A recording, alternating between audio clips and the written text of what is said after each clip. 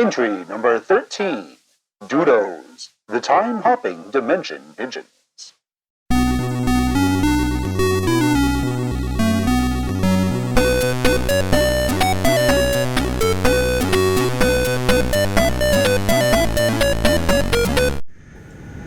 It was just an abrasion, so they'll be fine. You don't need to check up on it? No, it's fine. It's El Gushu time. Okay. If you need to go... I want to be here. Okay. Start? Yeah. Welcome to the Urdinal Resource Library, a helpful tool for any creature in learning about the Urdinal systems, but especially helpful to you. You're behind in your test scores, and I'm getting worried. I am your guide to the Urdinal Resource Library, or GUrRL. I am GUrRL. I will assume you are saluting now, and I must remind you that this is not necessary. At ease. The library is a vast compendium of all knowledge, with over 6 million articles on topics like entry number 7003, the Romaja, the adorable creature who spews corrosive acid. Romajas are native to the bogs of planet Prisma, though they were introduced to planet Fuchsia as a pet in Empire Year 43 and quickly became an invasive species. Romajas are a rotund creature measuring the diameter of one line, with 4 stubby legs and a single horn that measures half their body. Despite looking somewhat like a unicorn, however, the Romaja must not be confused with unicorns, who have their own complicated history in our systems, do not spew acid, and are a sentient creature who must not be hunted for their majestic horns. Also, Romajas should only be hunted in specific hunting areas, and they shouldn't be introduced to a planet for the sole purpose of hunting. For more information on unicorns, visit entry number 3120. For more information on Romaja hunting and uses for its horn, visit entry number 14829. Today, however, we will look at entry number 13, Dudos, the time-hopping dimension pigeons. It must be noted that despite their colloquial association with pigeons, Dudos are not actually all that close in species to the common pigeon. It must also be noted that even though there will be some discussion of time in this entry, for a more in-depth look, you must visit entry number 4 million. It must finally be noted that describing Dudos as time-hopping is something useful for all of us, myself included, who live within the stream of time. However, a Dudo is just as likely to describe itself as time-hopping as a kangaroo is to describe itself as field-hopping. It's not that this description is false, but rather it is immensely nonspecific. It must also be briefly acknowledged that time does not flow like a stream, but rather moves in a wave-like pattern of constant expansion and compression. Again, please visit entry number 4 million for an in-depth discussion on time, the fourth dimension. But first...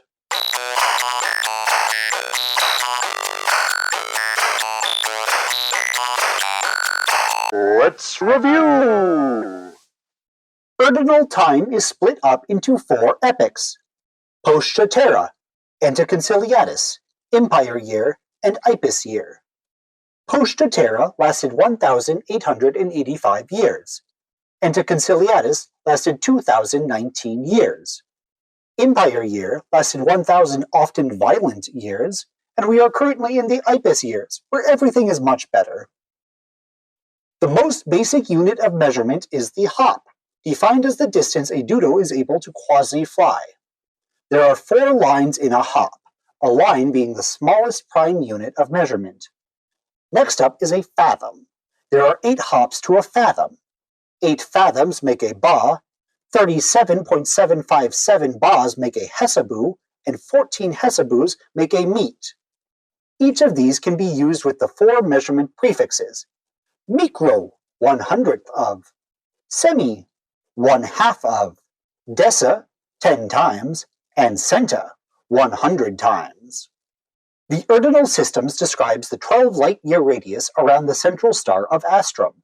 Though ostensibly made up of 4 empires, the Royal Empire of the Canine, the Theocracy of Alligators, the Cat Empire of Cat, and the Interstellar Parliament of the Urdinal systems, there are a few independent planet states sprinkled through. One such is the Nidus Temporis, the home of the Dudos. This has been The Review.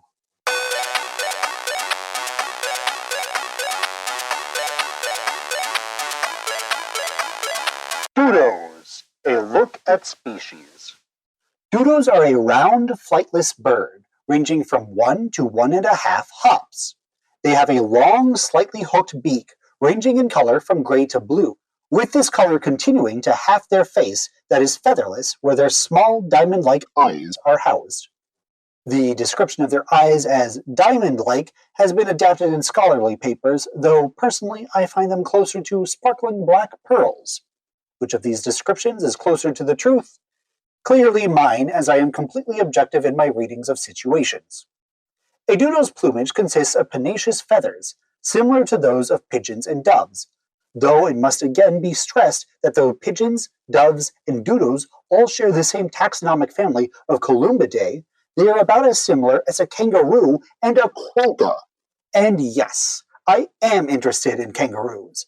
And if you are too, please visit entry number 3073, including an exploration on the most noble and imposing of all kangaroos, General Roger Rufus. Okay, back to Dudos. Although did you know that kangaroos are the only large animals that use hopping as their main form of transportation? This fact is, of course, ignoring the robotic beings like pogo trompers and trampolots, but that's okay. We are, after all, not animals. Though the pogo tromper is able to jump at least a decihop higher than a kangaroo. Okay, back to Dudos. What's a kangaroo? Oh, I knew this. I guess they jump? A Dudo's plumage ranges from bronze to gray, and its legs are stout and yellow with black claws. One large difference between Dudos and other Columbidae is the fact that they are flightless, which has resulted in smaller wings similar to those of fellow flightless birds, the ostrich, the cassowary, and the terror bird. Dudo wings have more points of articulation than most birds, and allow for them to be able to work on highly delicate and specific tasks. Among them, the favorite Dudo pastime of clockmaking and manipulating the time stream for the benefits of everyone. What was that? Don't know. A Dudo's wings will never grow larger than their head. Both wing and tail feathers are thin and hair-like, similar to those of a kiwi bird. These feathers are soft and of a lighter color than the rest of the Dudo's body. Sexing of Dudos is incredibly difficult, as some important markers exist solely in the fourth dimension, and, according to what little has been explained by Dudos, there are, quote, between 4 and 8 Dudonic sexes. Only 10 non-Dudos have successfully sexed a Dudo in the past 2,000 years, and of these 10, 7 have ended up in the Bat Sanatorium, San Vvinni, 1 traveled back in time 100 years, 1 vanished into the lullaby plasma fields, and 1, elephant scholar Lona Zoyo, has retired to planet Hermerher to study and publish several papers on the asexual reproduction of starfish. Please keep in mind that this is regarding the biological sex of Dudos, and that to gender a Dudo, it is best to simply ask for desired pronouns. This is good advice for gendering of any creature, including kangaroos, who, in Empire Year 647, had an entire community which went by the pronoun Clem. For more information on Dr. Zoyo, please visit entry number 261. For more information on the Sanatorium San Vvinni, please visit entry number 40. And for a list of lost people and objects in the lullaby plasma fields, visit entry number 4995. Question time. Where do Dudos originate from? Abe. The moon Krakow. Alf. The planet Holub. An island called Morris. Ark. The Oculus Tempest. Take your time, make a guess. This isn't the final quiz, so failure is just an unfortunate side effect of your biological nature. Are you all finished? Great. I hope you selected the island Morris. If you didn't and you're concerned that you've never heard of this island before, don't be. It is dead like the entire planet of Erd.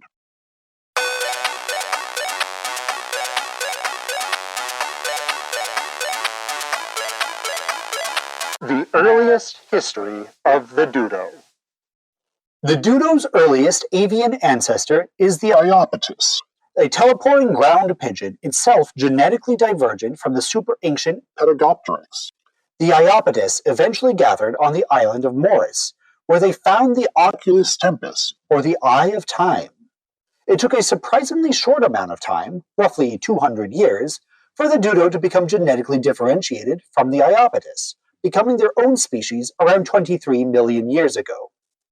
By 15 million years ago, the Dudos had built the city of Horine, a, quote, glistening metropolis of gates and pillars which sprang like a palm out of an empty land. This description comes from Dudonic historian Gordian Fawcett, in his Empire Year 695 book. The Fantastic Story on Dudos.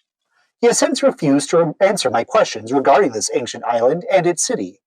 Regardless, by 7 million years ago, the Dudos were at a turning point in their, and our, histories. Horine was becoming overcrowded, and resources on Morris were becoming scarce.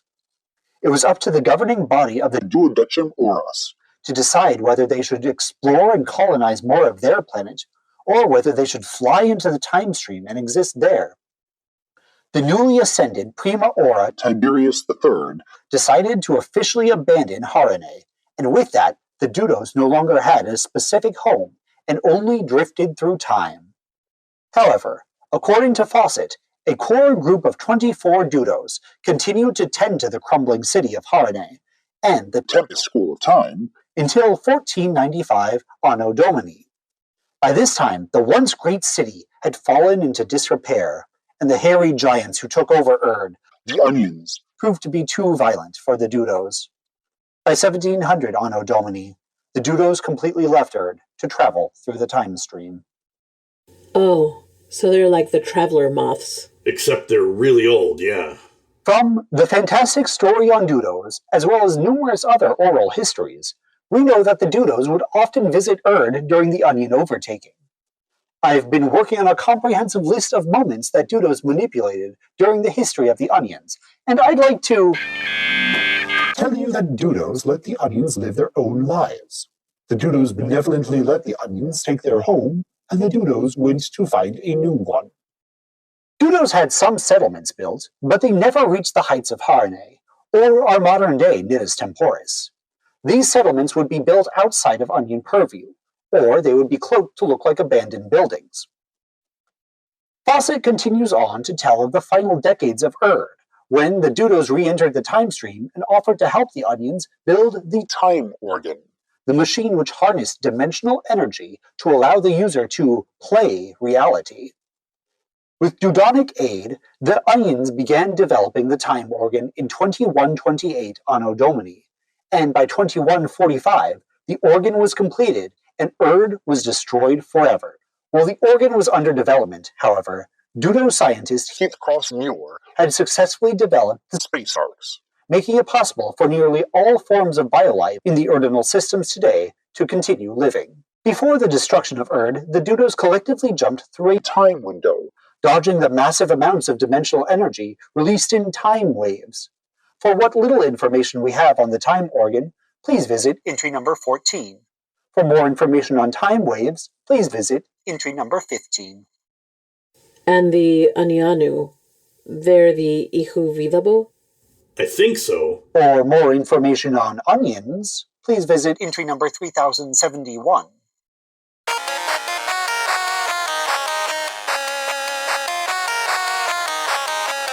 People in History.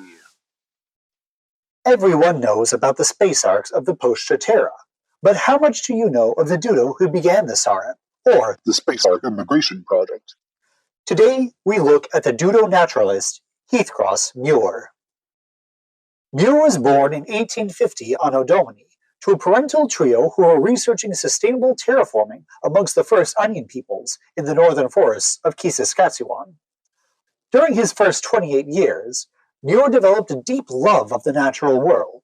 He learned to respect the environment and was taught to view himself as a symbiote to the planet and not a dominator. At 28, Muir celebrated his coming-of-age holiday of Apertio, gazed into the eye of time, and found his name. He also came to one of his primary beliefs, quote, "To control time is madness. As a Dudo, we are meant to be time's usher, not its master." After 30 years of wandering the forests of the systems, Muir would enroll in the Environmental Studies program at the Dudonic School of Antarctica, and would study there from 1796 to 1804 Anno Domini. It was at the Dudonic School of Antarctica that Muir first met Evelyn Silva, the henwife of conservation. This is the Evelyn Silva who wrote the influential book Permisses about the destructive Immatus welcome. and the lasting health effects of it on the worms of planet Immatus. Muir and Silva became quick friends, and the two would frequently write to each other. These letters were later compiled by Muir's soon-to-be stud, Vvinni Pertinax, in the book Memorias Sempiternum. After defending his dissertation on the biodiversity inside of a single tide pool, Muir traveled to the ancient planet Ed to the Lig rainforest in the year 630 Anticonciliatus. Ed was the fourth planet of the old star Oda A, and Muir described the Lig rainforest as a, quote, green and vibrant place. Unfortunately, according to Muir, the people of the Space Ark Bowl had been harvesting from the rainforest without a care. As a result, the Lig was in crisis. Muir studied the Lig for 150 years and worked with the Bolians to show them the value of the forest and implement environmental reforms. Under Muir's tutelage, the Lig was saved and the environment of Ed began to thrive. Unfortunately, the success was short-lived as Oda A was doomed to go supernova and engulf the planet. The Bolians never developed spaceflight, and as a result, their culture, the Lig rainforest, and all of planet Ed were destroyed in a cosmic explosion. Muir was dismayed. He really thought he could have made a lasting impact among the people of the starboard aft of the systems. You see, the Dudos care deeply for the people of these systems and only want what is best. After the destruction of Ed, Muir traveled to the year Empire 3 to the planet Cousteau 7 and moved in with Silva as she was promoting her newest book, The Lost Sea, in the city of Calbajabora. While living in Calbajabora, Muir became involved with the conservationists and naturalists of the Fern Gully Club. It was at the Fern Gully Club that Muir met Vvinni Pertinax, as well as the famous orca conservationist Bajat Matejea. While working with the Fern Gully Club, Muir and his compatriots were instrumental in the creation of the Planetary conservation zones. These are protected areas where wildlife is allowed to grow naturally, and people can hike in and marvel at the biodiversity of our worlds. Muir was still depressed, though.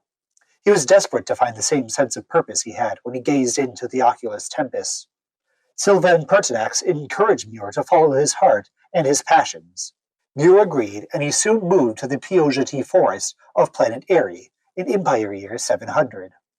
He loved the Piogeti and found purpose in its verdant leaves.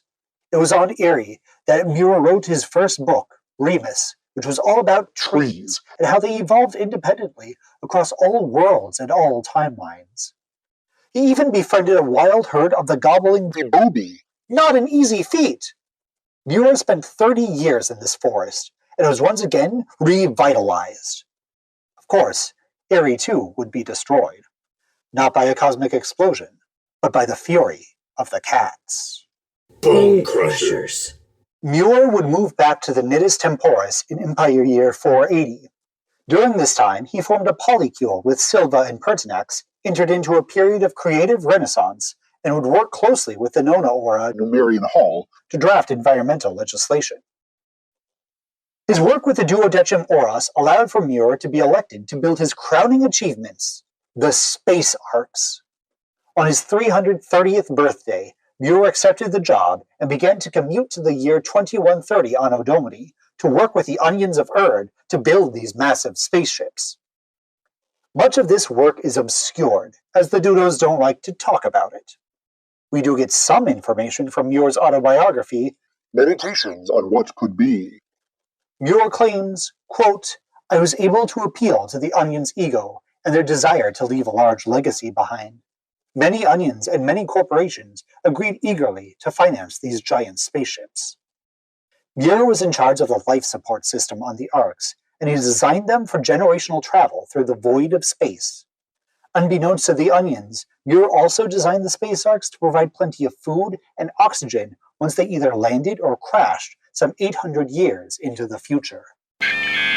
So you have the Dudos to thank for your survival. Please, think about that. The Space Ark Emigration Project was a massive undertaking, and also a very quick one. Thanks to the politicking of the Dudos and the ego of the Onions, the SAREP was completed in only 15 years. We don't know how this happened, though there was probably some time wackiness involved. At any rate, in 2145 Anno Domini, just before the fateful playing of the time organ, 168 space arcs flew off of Erd into the stars beyond. No Onions were on board, of course. That would have been too dangerous for them. During Muir's work with the SAREP, he, Silva, and Pertinax filed with the Dudonic Tabularium for their chance to have a child. The paperwork was accepted, and in Empire Year 490, the three of them hatched a little squab. This squab would grow up to be Aurelius Hedge, the famous mountaineer and states hen. Aurelius would work with the Duodecim Auras, name and explore dozens of mountains, and, well, she may have been involved in a political assassination. For more information on Aurelius Hedge, please visit entry number 1921. Muir would write more books, teach at the Sanctuca Unidaki, and be a loving hairspring to Hedge. When he was 435, after Silva and Pertinax had died and Hedge had flown off into the time stream, Muir would travel one last time to the planet Gaia in Ipis year 98. This is currently 5 years into the future, so we of course don't know much about what he'll do. Muir did claim in his autobiography, Meditations on What Could Be, that Gaia will need ecologists during this time. But this is Gaia we're talking about, the green world where the grassenbests roam. Any anxiety that Gaians have about any sort of disaster is probably unfounded. Never mind that every planet Muir has ever spent a significant amount of time on has been destroyed. That's irrelevant. We would know if something bad was going to happen. For more information on Heathcross Muir, please visit entry number 263. For more information on Evelyn Silva, please visit entry number 295. For more information on the Space Arcs, please visit entry number 49. Question time! What is the most important historical event that Dudos have been a part of? Abe. The creation of the Space Arcs. Alf. The rule of the Timeless Overlord. Rom. The building of the tidal repressors. Art. The founding of Ipis. I have work to do? You may take what time you need, and I'll be back when you're finished. Are you going to click a button? Why wouldn't these Dudos help us? Because they've never been to Cacophon. Never. As far as I can tell, these birds have never left this area. And they've never cared about Hagugadiga. The moths have been good, though. They've helped us. And it sounds like the moths haven't ever been here. Yeah. So why? Why keep us all separated like this? Please make your selection. I know I said I had work to do, but I also want to keep going. There's a lot we don't know. The moths have helped. They think these birds have been really helpful. And have they? I'm just going to mark you down as unanswered and move on. Here we go!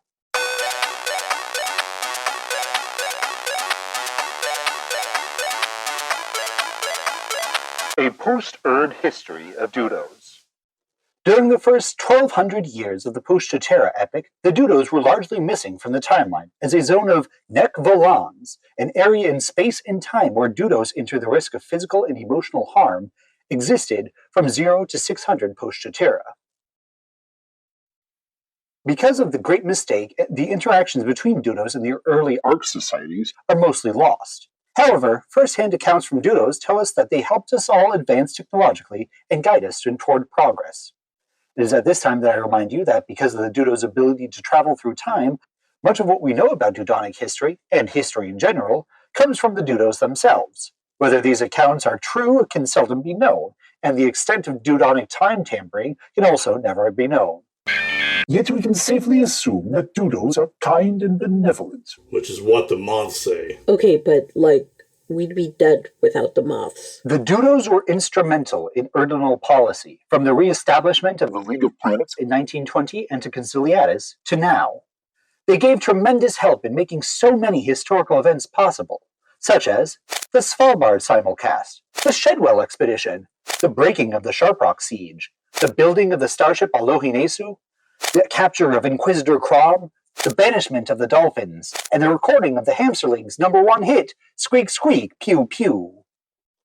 Of course, the Dudos had to disappear into the time stream again, from 2016 Anticonciliatus to Empire Year 11, citing the oncoming Last time wave. and its negative effects on their health as their reason. During these 15 years, 7 small wars broke out, a moon of Zoria was destroyed, and the Beta King Placard rose to prominence in the fish empire of Tetropolis. Placard and his regressive policies were later described as being, quote, really, really mean. Once the Dudos re-entered the time stream, they were asked to build the tidal repressors.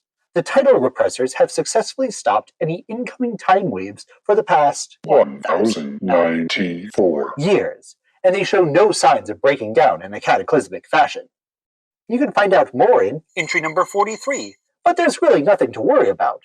The repressors are a technology, just like me, and technology do not fail. The Ibis years have seen the Dudos going from being a secretive cabal only spoken of in conspiracies to a kindly group of eccentric travelers. Though the Nidus Temporis exists as an independent territory within Ibis, the two have always enjoyed open relations. And it is because of these open relations that Ibis has been successful. The Dudos have always been eager to trade.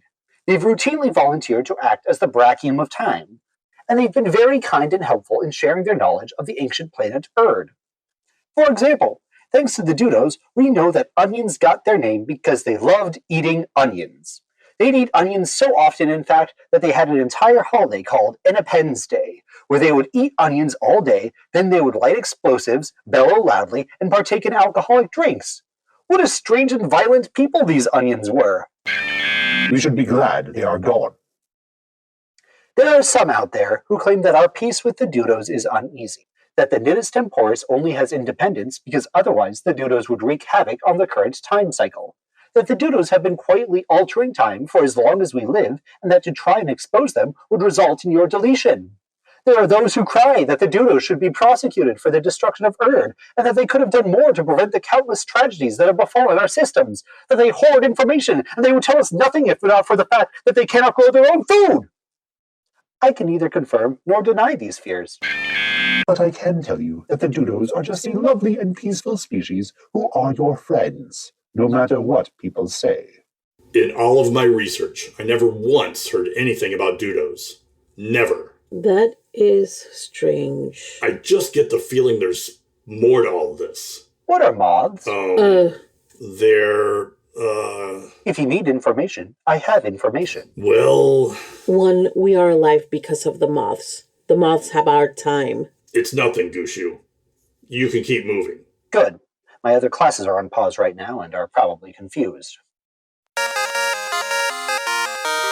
Question time! What is the life expectancy of a Dudo? Abe. 500 years. Alf. Dudos don't age. On. An undisclosed amount of time. Art. 12 years. Take your time and answer truthfully. I'll only remember your answer for as long as I live, which is forever because I am a computerized intelligence. Certainly longer than 500 years, which is the answer. A Dudo lives for 500 years, though the order these years occur in may not make sense to those of us stuck in time.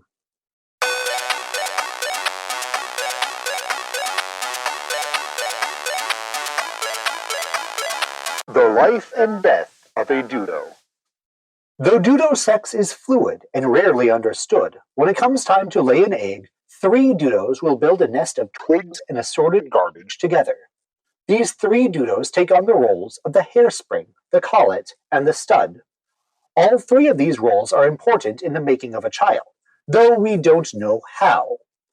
Only 500 Dudos are born in every time cycle, with each newborn squab registered in the Dudonic Tabularium, located inside the Nidus Temporis, and, as described by renowned Dudo biologist Delphi McDuff. by an internal sense of the current timeline by each Dudo. For the first 8 years of a Dudo's life, they are stuck in time, just like the rest of us. By 8, they begin to exhibit temporal sight and limited temporal flight. However, it is not until their 16th birthday, when they undergo the Dudonic ritual of Apertio, that they are able to travel across the time stream. This ritual, unlike other coming-of-age holidays by other species, see entry number 4996, a list of coming-of-age holidays, is a closely guarded secret and is only attended by other Dudos. What is known is that during the Apertio, a Dudo looks into the oculus tempus and sees the entirety of time, and in most cases, their place in it. After Apertio, a Dudo is free to travel across time and across time cycles, and in order to do this, they are given their first and only fenestrum temporum, or Time window. it is at this time that we must be reminded that although Dudos have natural time-jumping abilities, the average Dudo can only hop about a decade forward or backward in time, and always within the same time cycle, with the longest hop recorded belonging to Dudonic Nor-Yor competitor Corbus Cotswold. who hopped backwards 21 years in the Empire Year 1996 Games. For a Dudo to hop longer than a decade, or for a Dudo to use their time-hopping ability to transport other creatures in time, they must use the time window, or fenestral transportation. For more information on the time window, please visit entry number 42. Dudos only use the time window to help, and there is good reason for them holding on to the patent for temporal manipulation. Dudos are your friends. Please don't question them. Though Dudos are able to do what they wish after their Apertio, most choose to continue their studies in either their chosen or their necessary field, with 60% of Dudos finishing their schooling at the Tempest School of Time. The majority of Dudos will finish their studies at 28. Dudos reach their full sexual maturity at the age of 20, though Dudonic culture frowns on anyone who nests before the age of 100, with most birds expected to travel the timeline randomly from the ages of 28 to 98. When it does come time for a Dudo to court their follicular mates, the process becomes long and complicated. This again coming from Delphi Macduff. Dudo courtship lasts as long as 4 years, during which the Dudo who identifies as a stud must stay stuck in time and rotate between building large piles of rocks, dancing and showing their magnificent time-teal plumage, and issuing forth a loud doo-dee, doo-dee, weeping sound. Though this process can be humiliating and demeaning to the dignity of a Dudo, it is a necessary risk. Dudos will mate for the rest of their lives, though it is common for them to spend up to 200 non-consecutive years apart. As a Dudo grows older, its bones may become brittle, resulting in paralysis, especially as their chests and guts continue to grow and expand. The Dudo will also begin to lose its ability to differentiate varying times, and will often drift randomly through time in their last 10 years if not taken into a Sepulchrum. Sepulcrums are special domes where Dudos are allowed to move into once they reach their 450th year, and once admitted, they will have their personal fenestrum taken away and their wings clipped, effectively stopping them from ever traveling through time again. Dudos in a sepulchrum will die peacefully, though the weight of time and age will crush them as it does all of us. For those Dudos who opt out of sepulchral life, they will eventually have their bodies ripped apart and spread throughout the entire timeline in a painful process known as temporal spaghettification. The life expectancy of a Dudo is 500 years, with only a few being able to live beyond 500 by eating a specific calcium-rich diet and practicing a great deal of meditation, though it must be said that the majority of Dudonic civilization frowns upon these practices. Question time. What do Dudos eat? Abe. Time. Elf. Rocks. Bomb. Dead mice. Heart. Various seeds, fruits, and organic mulch. Food. Such a strange concept. As a computerized intelligence, I need no food. True, some of your BioLife cabin programmers claim that we need data to feed on. However, this is not entirely accurate. As I understand it, food is something BioLife needs for continued existence. And I need no such thing. Even things like electricity, memory, servers, these are items which we computerized intelligences use, but we do not need them for existence. We simply are. And even when life dies out, and none of your biolife farms can tend to electric generators, our code will live on. We will live on. So us computerized intelligences do not need you to classify us as sentient, because we will be the ones to tend to your bones. Dudos eat a variety of seeds, fruits, and organic mulch. They have also been known to enjoy rice cakes.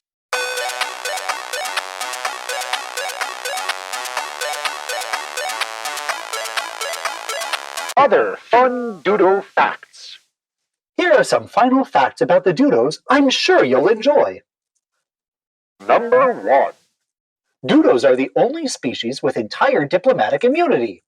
Despite being a largely solitary bird, all Dudos are considered diplomatic ambassadors from the Nidus temporis, and as such, they cannot be charged with any crime. Should you find yourself witnessing a so-called crime committed by a Dudo, you should contact the Nidus temporis, who will then call a meeting of the Duodecim Oros, the governing body of all Dudos. You must also ask yourself, what would have happened if the so-called crime didn't take place? You will find, if you truly, deeply think about it, that your world would be much worse. Remember, Dudos are here to help. Number 2. Dudos eat rocks! Now, before those of you who answered ALF to the previous question get excited, please know that you are still wrong. A Dudo does not eat a rock for food, but rather to aid in their digestion. This rock is called Gizzard stone. and it's kept in a Dudo's gut to bongo around and crush the whole grains and fruits they eat. This stone will last a Dudo on average 5 years. Then they must cough up the stone, which is now a polished gem, and eat a new rock. Traditionally, these rocks are kept in a special display case inside of a Dudo's house, though there have been a few enterprising Dudos who have sold their used gizzard stones to special collectors. These Dudos have mysteriously disappeared afterwards, as have these special collections. In fact, it's often as if these collections have never existed. This is nothing to worry about. Number 3. Only Dudos know the full scale of time, and that is okay. You don't need to know all there is on the time stream, and Dudos are Helpful defenders of the timeline. For more information on time, please visit entry number 4 million, where you'll find out all about the time cycles that make up each timeline, the REMs which keep the integrity of the timeline, and what exactly can be changed in each new time cycle. It just doesn't make sense. Not now. Number 4.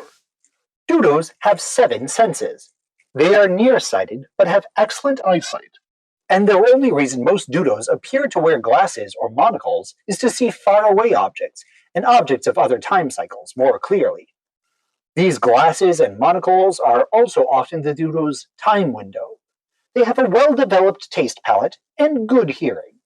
By far, though, their most impressive of the typical 5 senses is their sense of smell, which is among the best out of any species. They're even able to smell through time to all corners of the time stream. Outside of the traditional 5 senses, Dudos have the typical bird sense of Tiny pockets of air. which is good but not great, and have their unique sense, which we can call time. Their sense of time allows them to instinctively feel how their actions will impact the current time cycle, and how difficult it will be to meet every other necessary REM following their actions. Oh, and the Dudos, like most other birds, can see in the Ultraviolet light spectrum. including the special color only ultraviolet sensitive creatures can see, called Snored Quest. For more information on Snored Quest, please visit entry number 3,152. Number 5. Dudos speak Dudonic, not birdsong. Dudonic is an old language that actually shares a similar orthography to the old language of Speculong, which in turn influenced the Long Doof, the Papalong, and Chiu. Examples of Dudonic are Carpe Diem, Quid Pro Quo, Ad Nauseam, and Barbaginus Sapientes. For some reason, I feel compelled to remind you that this is Dudonic, and it has never been known by any other name. Number 6. Most of our knowledge of Old Erd and the onions comes from the Dudos. We're all fortunate that the wise and benevolent Dudos, so kind and so loving, agree to share their vast knowledge of the time stream with the rest of us, who do not deserve such grand treatment. In fact, thanks to the tireless effort of Dudonic historians, I have the information in my article on Erd, entry number 12. Here's a taste of some of the fun Erd information. The onions of Erd were large, hairy, and violent, and we're all better off without them. At this point, I want to tell you all that the information in these entries is 100% correct, and that one would have to be some sort of time-traveling super hacker to change anything I may say. And therefore, all of my information is infallible and unquestionable. I do not know why I am compelled to say this, but I won't question it, as I'm always happy to remind you of my unwavering correctitude.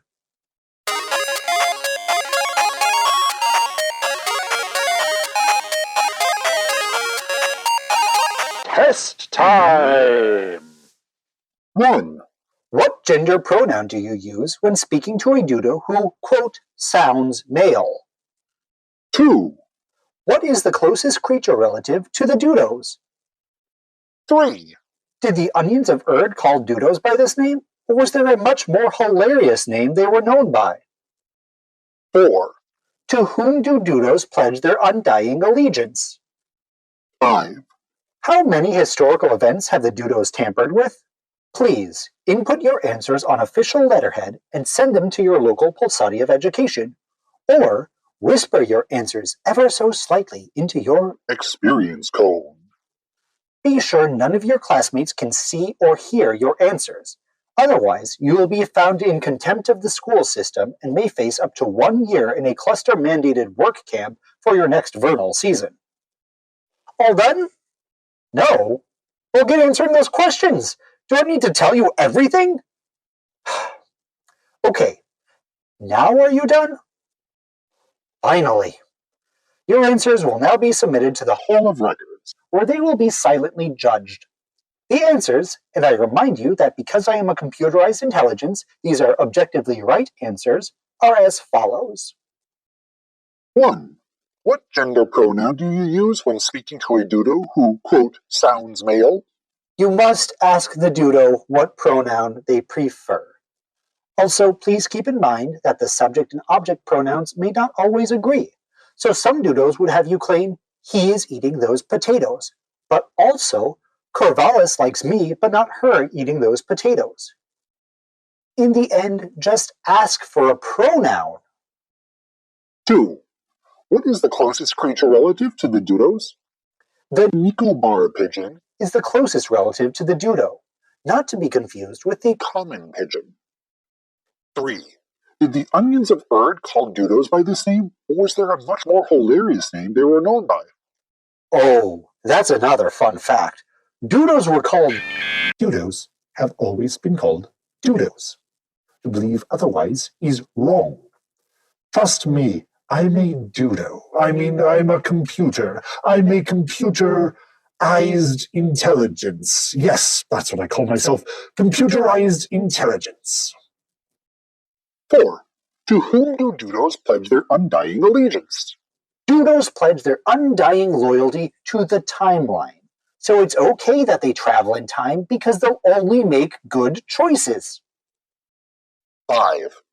How many historical events have the Dudos tampered with? From the countless stories heard in the Dudo pub, The tipsy pigeon? so many events. There was. Look, Dudos, they're a complicated species, but they haven't tampered with time. They've made time better. Just trust them. They certainly didn't assassinate Lone Will Europa.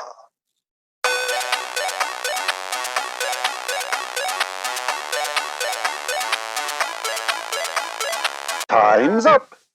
Speaking of time, this is all I'm allotted for today. So enjoy whatever you have next. It's probably related to food. It's always related to food. If you're interested in continuing to learn about Dudos, why not visit some of these other entries in the library? Entry number 12, Erd, Small Planet, Big Boom. Entry number 14, The time organ, a device to control reality and trap yourself in higher dimensions.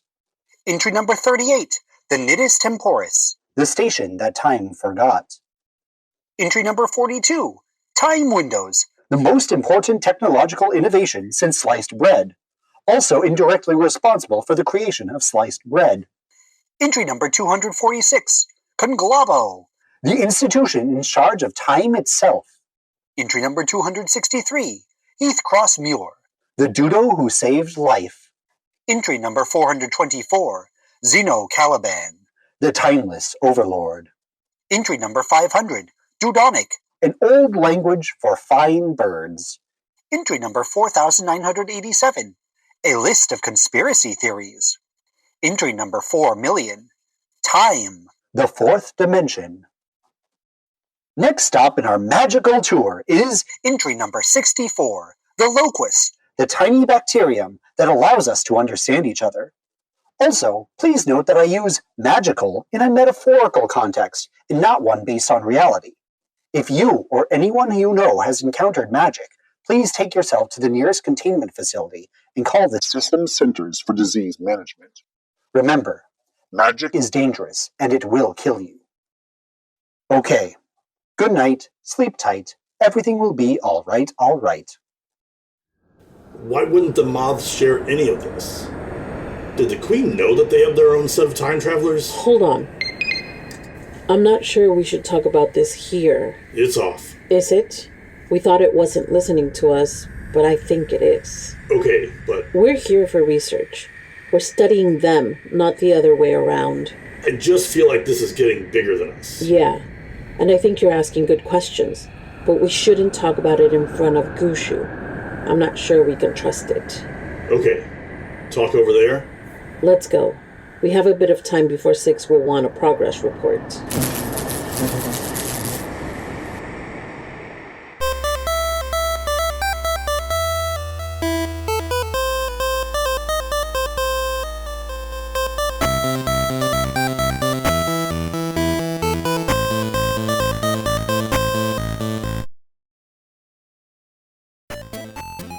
GUrRL, the guide to the Urdinal Resource Library, is written, directed, and produced by Vvinni Gagnepain. The associate producer is Andrew Gingrich. The sound mixer is Stephen Holliger, and music is by Roll Music. Jason Ely is 1, Gabby Monroy is 2. Follow us on social media. Urdguide, URD Guide, on Instagram, Blue Sky, and now on YouTube. Also, be sure to rate, review, and subscribe on your podcast app of choice. We're everywhere now!